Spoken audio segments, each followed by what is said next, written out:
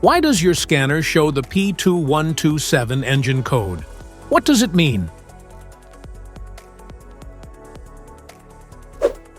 P2127 is a diagnostic trouble code for throttle or pedal position sensor or switch E-circuit low. It indicates that throttle pedal position sensor switch E-circuit low. This code sets when the powertrain control module, PCM, detects an unusually low voltage from the throttle pedal position sensor switch. Under this circumstance, stop driving and repair your vehicle immediately.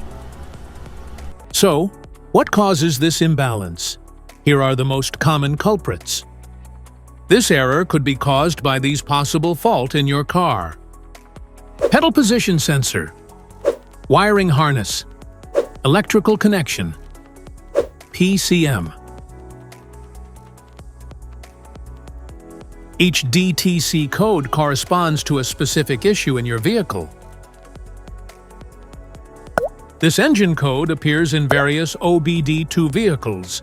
In American brands are Chevrolet, GMC, Dodge, Jeep, and Asian brands are Toyota, Nissan, Honda, Hyundai, Kia, and in European brands are Volkswagen, BMW, Audi.